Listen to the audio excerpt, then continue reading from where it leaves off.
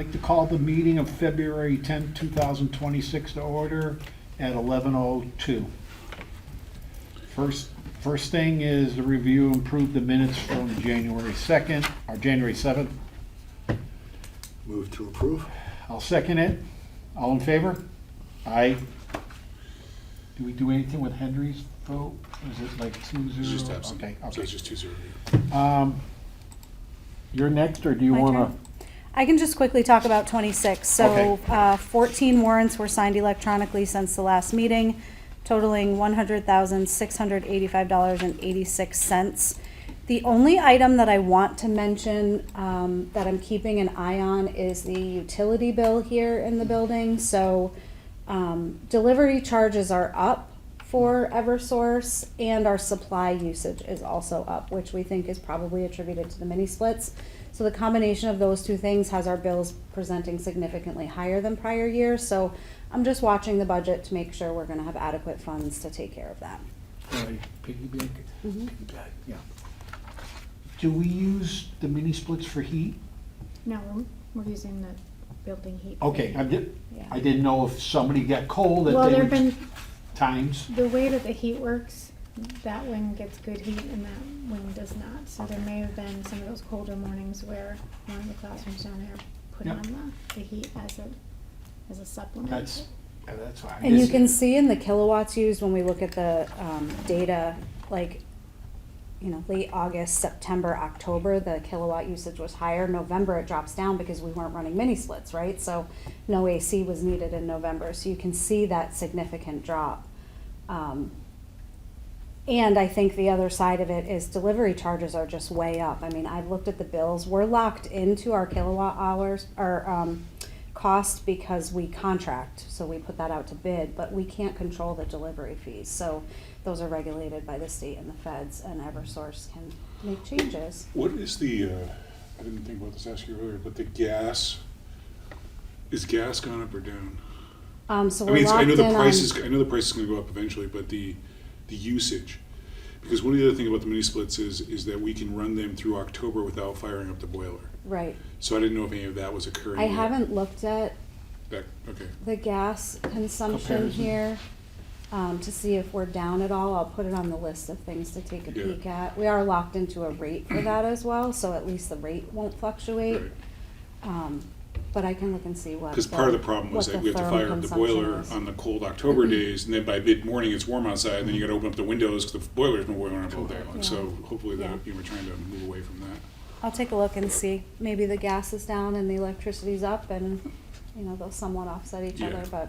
No, but I saw Western Mass Gas was gonna go up 23% or something like that, so, next year, so everybody's fighting about it. Yeah. Terrible. Yeah. I'll let you continue. No, that was all that Oh, I that- had. I just okay. wanted to make you aware Alright. that I was keeping an eye on that expense account. Okay. Principals report Um, since last month? It's short, not a whole lot. I had spoken about the Mass Cultural Council grant that we had gotten to bring playful engineers here. So the man who runs Playful Engineers is Jay Mankita, and he was here for about 2 weeks. And every class had 2 sessions, either the morning session or the afternoon session, and they received a little instruction on all things mechanical, and then they were set loose to sort of build artful mechanisms is what it was called.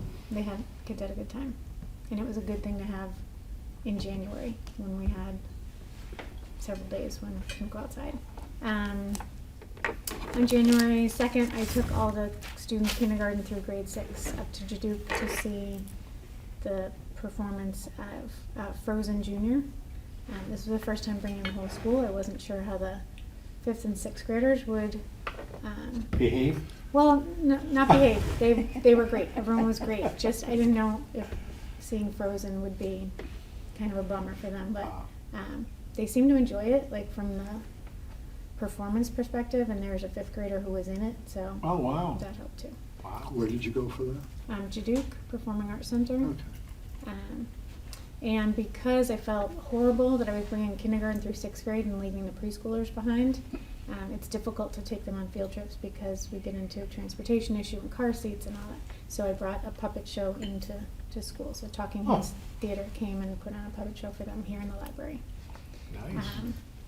And lastly, I want to thank Garrett Berry and his team at the Whately Highway Department for donating their time to build a sledding hill for our kids I saw it. in the field across the That is island. pretty cool. Yeah.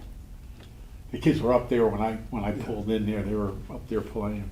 Yeah, we don't have a whole lot in the way of hills around here, so. Yeah. I remember one year, when I was on the Lions Club, we bought a dozen sleds. I'm not sure if they were plastic. I think they were plastic ones. And they would use them on the little hill Yeah, out the they- door over there a little bit. But that would be even better over there now, so. Yeah. Well, we had a parent who donated sleds. And Oh. that was sort of what Lola was saying. You know, a long time ago, they came and they built a hill. And like, we've got plenty of snow now, so. Oh, yeah. Garrett came right down and asked what we wanted, and the next morning they were here building a mountain. Wow. That's good. Yeah. Got a lot of snow to build that. Yeah. And that's it. Okay. Public comment?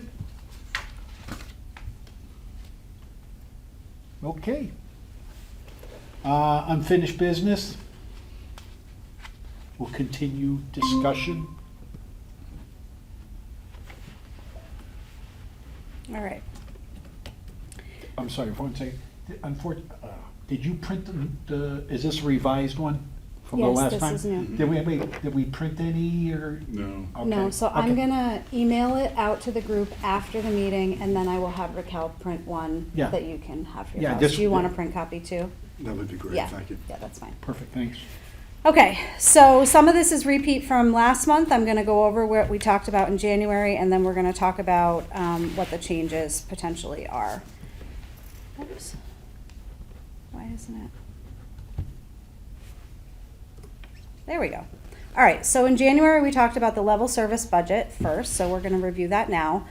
With the level service budget, we're basically taking all of the programming, staffing, and services we provide to our students in the current year and putting it into the new year to start with. We take into consideration any increased costs that are based on level services, which is primarily related to wages, so any contractual wage obligations, as well as adjustments for non-wage expenditures that we anticipate. Insurance in particular is gonna come up this year as a topic, but also looking at our transportation contracts and things like that to ensure that we have adequate funding. So that put us at an initial discussion of 8.96% for level service going into fiscal year 27. You can see the budget total for general fund is 2.4, almost 2.5 million, and about $203,000 increase over fiscal year 26. We're gonna break that down a little bit further in the next few slides and take a closer look at what's that is comprised of. Last month in January, I talked about these expense categories. So these are classified by DESI. They put each of our expenditures into these different pots. This column that says FY26 shows the total of each of those categories from the prior year, and then what we're proposing in the new year, and then you can see the budget growth here. All of these categories, with the exception of benefits and insurance, has some type of wage associated with it. Benefits and insurance is exactly what it sounds like. There really shouldn't be any wages there. Looking at that a little bit closer, non-wage growth presents in the budget, which again is about a $203,000 overall increase. So about $67,000 of that is not wage related. So $37,000 increase on transportation, which is not actually an increase on our costs outside of our COLA, which is only 2.5% on our current contract. However, when we look at level services, we look at revolving funds and grants, and rural aid is not a stable funding source for us. In the current year of 26, we are using rural aid to help offset our transportation costs. So when I do that first pass at the budget, we add that back in as if that funding source didn't exist. The benefits and insurance is a true increase in the new year. So our health insurance for the town of Whately, which is not taken into consideration here, but the town also saw that increase. And Frontier's insurance went up as of October 1st as well. There was a 20% change. And we have budgeted a 20% increase for fiscal year 27. So these are true costs, and it's hitting double in the budget in 27 because it's unbudgeted in fiscal year 26. So we're gonna have to recoup that money in the current year and then it gets added to the new budget. So that is an actual increased expenditure. So the remaining percentage comes into wages. So wage growth is about $100,000 of the $203,000. You can see the breakdown here of non-union to union. So non-union staff is anyone that's building based that's not on a contract. So secretaries, cafeteria, custodial, anyone that falls in those sort of hourly positions, and then administrative contracts as well. And that considers anyone who's on a stated contract or anyone who's up for renewal to be negotiated. It also includes central office administrators and then your principal in this building. So it could be, facilities directors taken into consideration, IT, superintendent, business office, principal, and so on. On the right-hand side of this slide, you can see the union increase, which is primarily stemming from Unit A changes. Unit C are down, although that's really because we're not taking advantage of an IA that we added last year. We ended up not needing that extra position, so that's been removed from the budget, which is why they're seeing a decrease. But you can see the breakdown of the COLA. Top step gets 4% in the new year. Everyone else who's not stepping is seeing 3% plus their step. And then we have teachers who have advanced their degree, so they're going to see column movement, which changes their overall percentage increase. All of our IAs are moving up. We added a new step, COLA is 2.5, and then the step equals 3%. And we did add in $10,000 for summer stipends. I think we talked about this a little bit last month, but just as a quick refresher, Whately has not had summer programming here at the school in several years. Students that needed services were going over to Deerfield.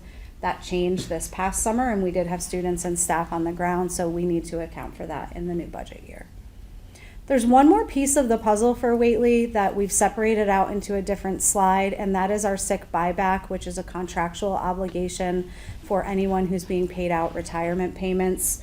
And that is estimated at about $40,000 for next year. That equals 1.77% of the 8.96 growth that we're seeing. Historically, the town has funded this type of expenditure under a separate warrant article or with an alternative funding source. When the town was receiving ARPA money, which was related to COVID, they helped us in those years pay for this expenditure out of that type of funding. But as a starting point, we do look at it because if the town didn't have another pot of money to pull that from, we would have to incorporate it. And it is technically a school expense. However they pay for it, it's still a cost for school expenditures. So just to bring us back and recap, about $203,000 over the current year, just shy of 9% level service budget increase. Breaking that down, non-wage expense, wage expense, and then that additional $40,000 for sick buyback. So that's what's comprising the 8.96. Any questions before I keep going? Great. So we're going to look at our total budget, which will include revolving funds and grants, and then what the cost to educate based on our current enrollment. So grants and revolving funds here, you can see there's actually demonstrating in this slide a decrease from fiscal year 26, and that is because we're not using rural aid yet in this level service budget. So you can see rural aid is in here at 0. Whoops. I went ahead. I don't know if I can go backwards. Can I, Darius? Yes, I can. You've been controlling this for me. So I know. I jumped right on. So all of the other increases in these funding sources is strictly wage related. So you can see there's minimal growth in each of the categories. That just accounts for any staff that are paying from those other funding sources, and their COLA or step increases. So what does that look like for our total budget? So top line shows general fund, then we have revolving funds, and then our overall total budget, which is that $2.952 million. Breaking that down per student at 141 students, which does include our school choice enrollment, we're just shy of $21,000 per student on our level service budget. Next, we're going to talk about principals' requests. So each of our principals, as part of the budgeting process, gets to have input as to new needs or initiatives in the building. The request is minimal at Whately when you look at the dollar amount of $12,000, but it's also at the same time a 0.5 percentage point, so it does have some impact on our budget. So we are requesting $3,000 additional for the current certified occupational therapy assistant to increase OT services for our students. That bumps that position up from 5 hours a week to 7 hours a week, which is 1 full day. So it's currently not 1 full day a week. And then we had a request for $9,000 under general supplies and textbooks, which is primarily consumables. One, in part because of our new curriculum, and then also the cost of supplies is going up. So we added some increased funds there. You can see that brought our total budget to 9.49%, or almost $215,000 over The the prior textbooks year. with specific subject area, like replacing. ELA and math get, ELA. they've got consumables for both of those. All right, so from here, the next piece that we're gonna talk about are administrative recommendations to reduce the budget. It feels like 9.49%, while we have some minimal needs, the level service budget really needed some attention to try to bring down those numbers. We brought in a pretty high budget last year and a little bit high budget the year before, which we're gonna review in a few slides moving forward. But we felt like to be fiscally responsible and try to balance the town's various pots of money and how much the school is being funded with town funds, that we wanted to make some recommendations to reduce the budget at this point. There are reductions that don't have a significant impact on the budget, so we are recommending applying rural aid. Our rural aid did come down slightly from the prior year, but it's about $32,000, which is over 1 percentage point. So we have added that into the configuration of our revolving funds and grants. We are recommending that we pull off the $9,000 for curriculum needs that we requested, but that we keep in the $3,000 for CODA, because that is student specific and we need to meet the needs of our IEPs. And then we are recommending that we propose the sick buyback be paid under a separate warrant request by the town. So none of these recommendations at this point have any changes to staffing, student services, or programming. It's really just looking at our other pots of money and where we can sort of tighten things up a little bit. So with those changes, it's about a 3% change, so it would bring our general fund budget, which still is essentially level service funded, to 5.95%, which is about $135,000 over the prior year. Questions about that? Okay. So next we're gonna look at some historical information and then just some timelines and things like that. So historically, outside of 2020, our budgets in the years following that, you can see were, what I think is reasonable, that 2.5% to 3.5%, about a $50,000 to $60,000 increase a year for the town. That felt like, we were in a good spot. Towns didn't ask us to reduce, and we were getting what we needed.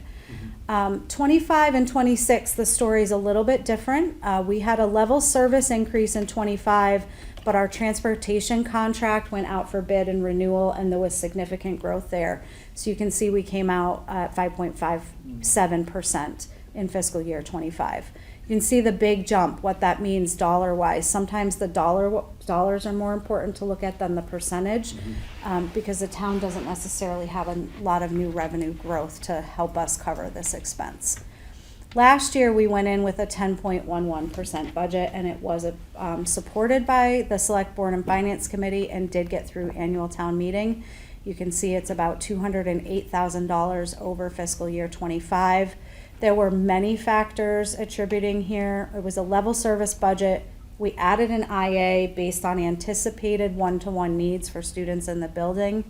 And then in the prior year, we had added a half-time math interventionist position and used ESSER funding, which was available during COVID. ESSER funding closed out, and that was no longer available. So that added $40,000 to our budget because we wanted to continue on with that position. How long is the transportation contract for? It's a 5-year renewal. Currently, the only growth would be 2.5% based on COLA. So we won't see that big jump. They did a bump in the first Yeah. year and then 2.5 after that, so we got hit in the first year. Yeah, Whately, all the elementaries got hit where the high school really didn't get hit with the new transportation. It was significant for us. Yeah. It was significant Yeah. for Yeah. pretty much everybody Yeah. outside of Frontier. Yeah. Frontier had, Mhm. Is there different much shifts. competition with contracts or? No, No. Zero. I was no, gonna say, that's we get probably one why. bid. Yeah, I mean, we put it out, but, Yeah. Gripco was the only bid received. But to be fair, they are at market value. So, Yeah. you know, it's not like we're still less than our northern Franklin County what they're paying per day per bus. Mhm. And so when they made a market adjustment, it was a fair market was- adjustment of what other people are paying in the area. So, so they're not, you're not taking, I don't want to put a bad name out there for them in the sense of that they're not gouging us because they can. They're keeping it at what is reasonable, but their costs are going up. And so, Okay. yeah, so it was, I would say it's fair. I mean, we always want it to be cheaper and make it more fair for us, but it was a fair overall on their end. Yep. The next slide shows you enrollment data. This is just based on projected kindergarten and preschooler estimates. You can see the total there at the bottom, 138, roughly the same amount of students. We're at 141.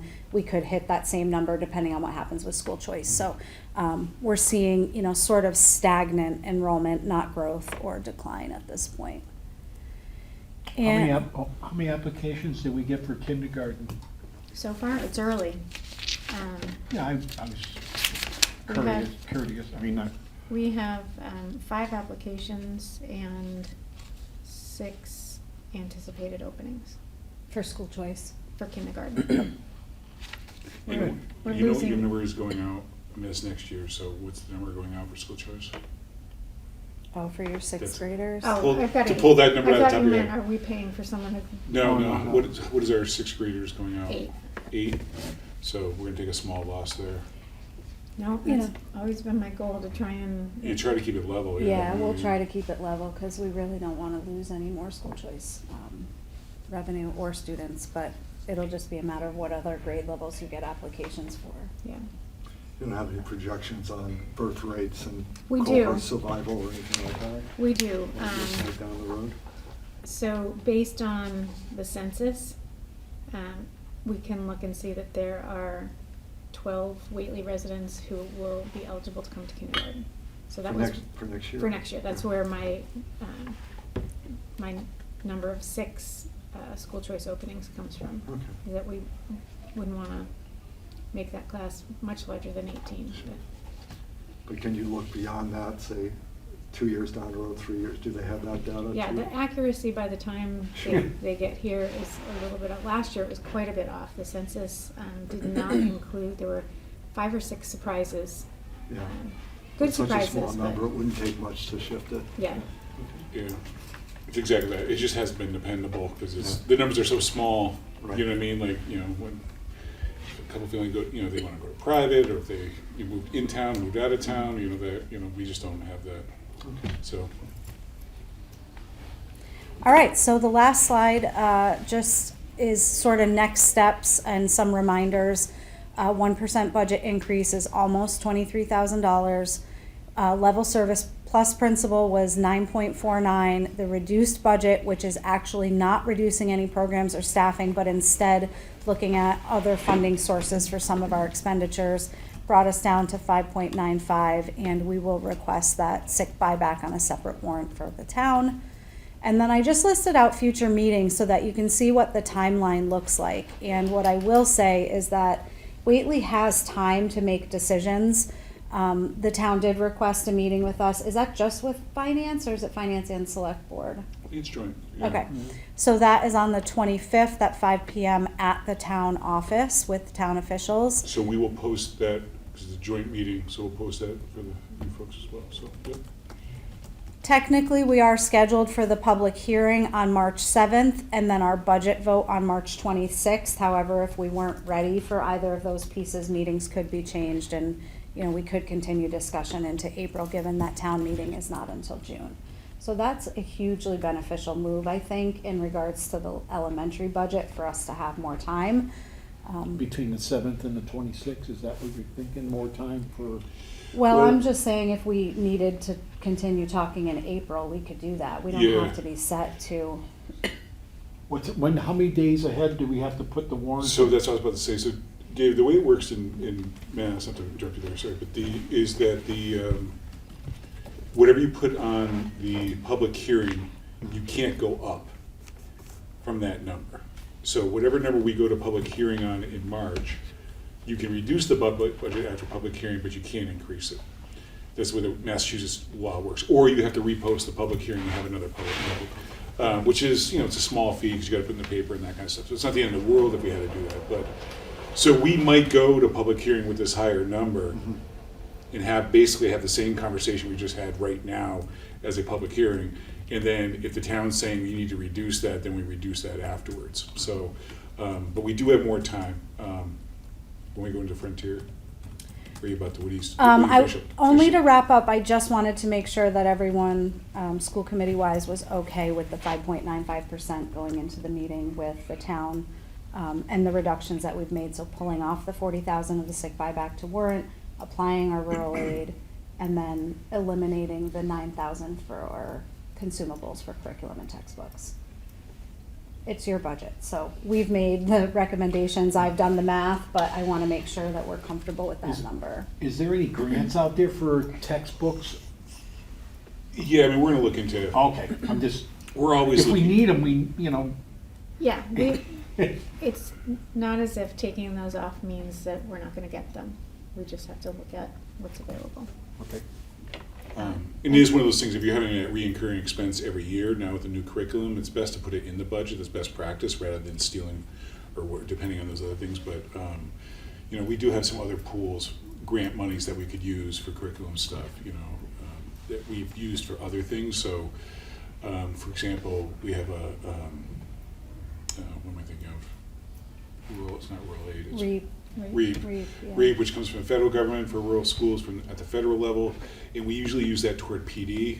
And we'll take a couple thousand out of that PD line from there, and then have to change what we're doing for program P to pay for those materials. So there's other ways of moving it around. It's best practices is put in the budget what you're spending, so you don't. And alternatively, if we felt like we wanted to make that shift, if it is going to be a recurring expense, we could add the 9,000 back in and present that to the town. Yeah, I mean, I try to keep that number under 6, though. That's right, You so know. putting that in, It will put us over Over 6, so it'll be like six. 6.02 or 6.08,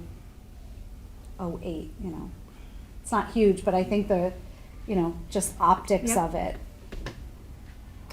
The March 26th meeting, is that just a vote? Yeah. As it stands right now, yes, it is just a vote. Can we do it? I know Frontier last year, we did it a day apart from our public hearing in voting on the budget. So, Is that- so Frontier's very different. So Okay. Frontier has to vote the budget 45 days out from the first town meeting. And the first town meeting's in Sunderland during vacation week. It's the only way I know what week it is.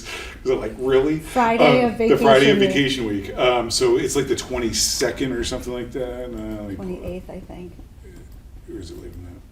It's the 24th. 24th. So we back our budget out, Frontier budget gets backed out 45 days. We put a couple buffer days in, and then we made both the hearing and the voting that same week, and that's why we did Okay, that. So okay. realistically, what Whately could do is not do a double meeting in the month of March. Put it on the April? April's a joint meeting. You could even put it on the May agenda. Especially if we're in communication with the town that we're not moving it.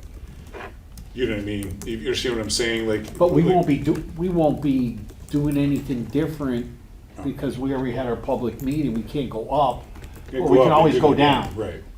And so as they figure out, the more time helps because we start to see kindergarten enrollment starts to become more real, school choice enrollment starts to become more real, although those numbers are not going to, sometimes we're looking at enrollment and we're like, oh, we're gonna have to, do we have too many, or we have to split a class, or those kind of things, that's not happening in this budget, so it is, you're right, there's probably no reason to delay, but you do have that option, is what I'm saying. Okay. And the most important thing is that the town knows where we're coming in at. And so after we have this meeting with them in 2 weeks, we'll be able to see, they'll be able to show us, hopefully, what their revenues are. They're not gonna look at percentage, they're gonna look at their overall costs, right? They will also have Frontier's number. at that time. So Frontier is a meeting tonight. Obviously Shelley and I have, information behind the scenes in the sense of what we're gonna be presenting, to where it could end up. If Frontier ends up to where we're kind of projecting it, Whately's not gonna get a big hit.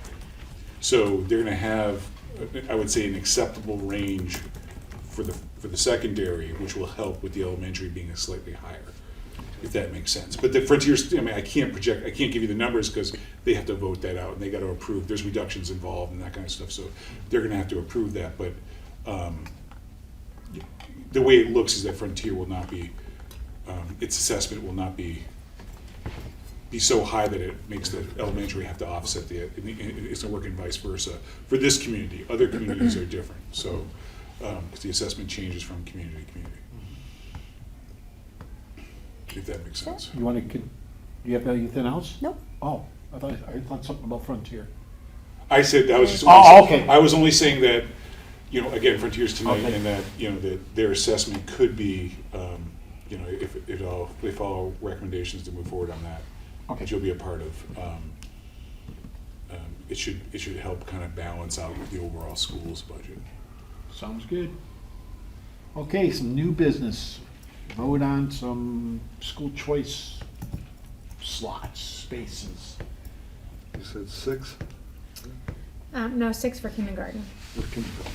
And I think, don't we just vote whether or not we want to? So essentially, just again to keep David up to speed here. So the school choice in Massachusetts, they require school committee to annually vote to be a school choice school. Okay, some communities, the school committee will get so much and approve what's going to happen, what grade level. We basically ask for a school choice, and then Chrissy gives the presentation of where she sees possibility, but leaves some discretion to the principal, because we get down to such finite numbers where I got 2 kids who left, moved out, can I take 2 more, So we say, based on the information provided, at the discretion of the principal, to create those final numbers. And then it goes to based on the amount of applicants, will go to a lottery system. If the demand is higher than the placements. So tonight we are looking, I was gonna try to bring up that so they can see that. Do you have this? Did you make it, was it part of the packet? I don't think so. Can you just share it with me right now? Is that on your screen? Amy's got it, I'll have her share it. Okay. All right. So why don't you just kind of go through, then just verbally give kind of an overview of what you're looking at. Yeah, let's see. She shared this with me.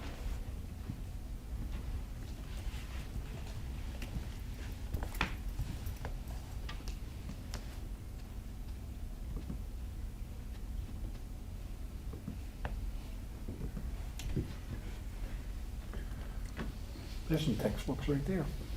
That is true. Could be used for that. I just Yeah. sent it to you. Give me 1 second. We're moving files around. So last year, we had to change what we thought we were gonna be able to accept for kindergarten school choice, because the census was so off, that we ended up not being able to have any school choice in kindergarten. And that hurts, because people typically are looking, Long-term. to make that, decision for kindergarten, so they'd stay here throughout. So kindergarten remains the class that will have the biggest school choice openings. Kindergarten can be tricky because we also want to account for the level of need within any given class, which is sort of how we get to the target size. First grade has no openings because that's the current kindergarten.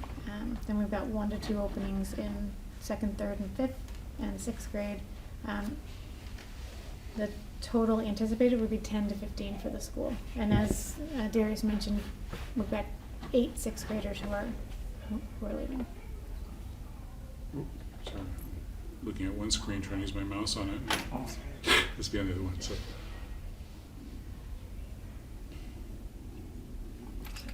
So basically what it looks like on the right, we have 8 openings probably for school choice. If it's 131 and you can do 139 number of kids. No, that's the target size, and, you know, when I Yep. was going through this with Amy, we try and keep the lower grades at 18. However, depending on how things shake out in other places, we may go up to 20. It would depend on the particular class and also whether I'm getting close to that. When do we have to Number. let any of the school choice kids, you know, are they automatically in? If you had openings, are they automatically in? Or do you call them and say, yeah, you've been chosen for kindergarten or first grade or whatever grade? Yeah, so we'll, the closing for the first round of applications is the last week in March, and then we'll be sending out decisions on April 1st.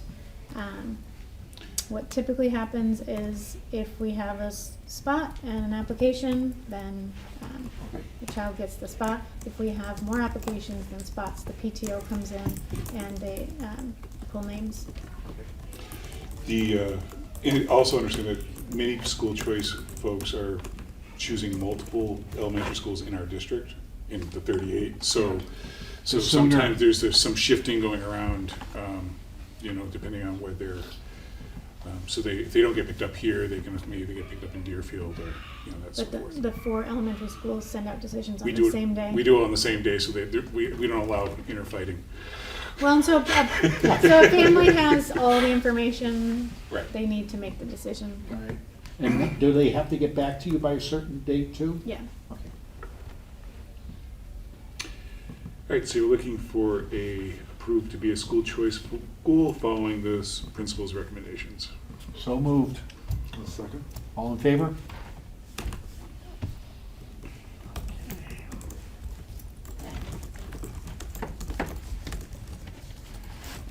Yankee Candle donation.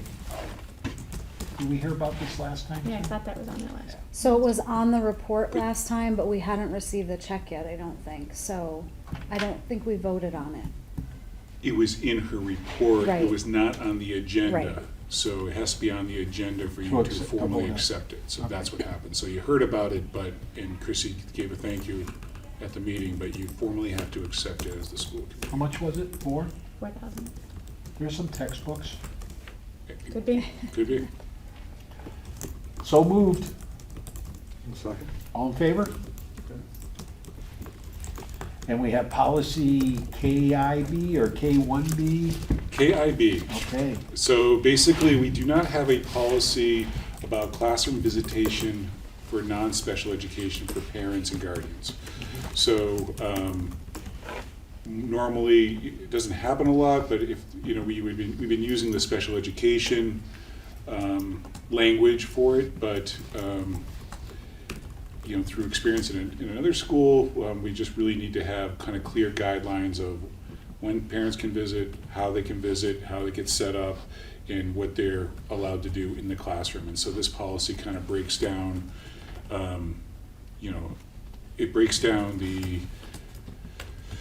what they should be doing there, how their behavior should be there. You know, they can't record, they can't, you know, where they sit in the classroom, how often they can do it, and that kind of thing. So it kind of just basically, and I took, you know, multiple ones from MASC's with, you know, policy we found there. And I did, this particular one spells it out very clearly, because in this particular policy, I have a feeling parents would be reading it more than, so I took a little bit more time to kind of outline, this is what you can and can't do in the classroom, should you be observing. And Do all the elementaries have the same policy or? Exactly. Okay. So what happened, this is where it kind of gets tricky in our district, is that, so I'm bringing this to all, I'm bringing it to all 5 committees.